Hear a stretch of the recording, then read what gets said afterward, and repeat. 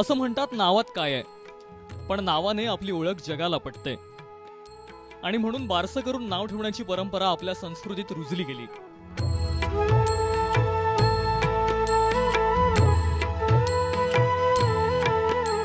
पण महाराष्ट्रात दरवर्षी पंढरीच्या दर्शनासाठी लाखो भाविक पायी चालत जातात.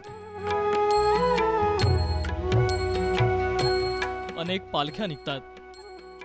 वारीत भाविक आपली जात, आपला धर्म, आपली स्वतःची ओळख दूर सारून तल्लीन होऊन एका सुरात पंढरीचा धावा करताना दिसतात.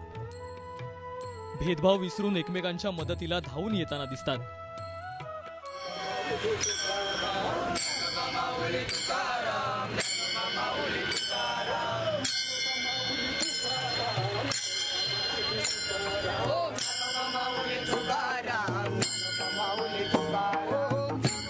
पण मात्र प्रत्येकाची ओळख ही एकाच शब्दात केली जाते, माऊली.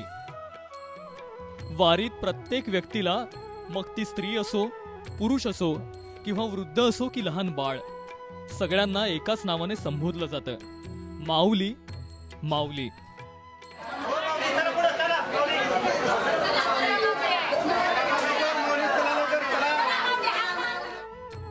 असाच एक पंढरीचा भक्त गेली 24 वर्ष माऊलीच्या दिंडीत आरोग्य सेवा देताना दिसतो, हसन खान मोकाशी. हसन भाई वारीतल्या थकल्या भागल्या वारकऱ्यांना मोफत औषध उपचार करत असतात. कुणाचे पाय दुखत असतील किंवा कुणाला ताप आला असेल, हसन भाई त्या रुग्णाच्या सेवेसाठी धावून जातात. पण रुग्णाची आणि वैद्याची ओळख ही माऊली अशीच केली जाते. माऊली काय होतंय?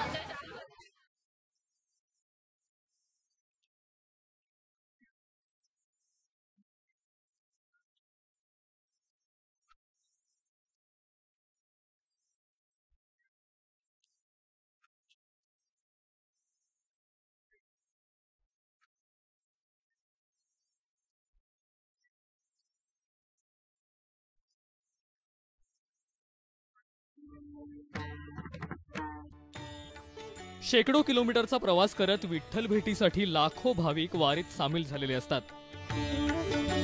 या भाविकांच्या पोटपूजेसाठी ठिकठिकाणी लोक अन्नदान करताना दिसतात.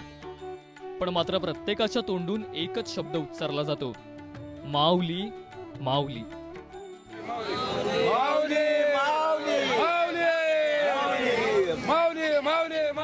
प्रत्येक व्यक्तीला माऊली याच नावाने हाक मारली जाते.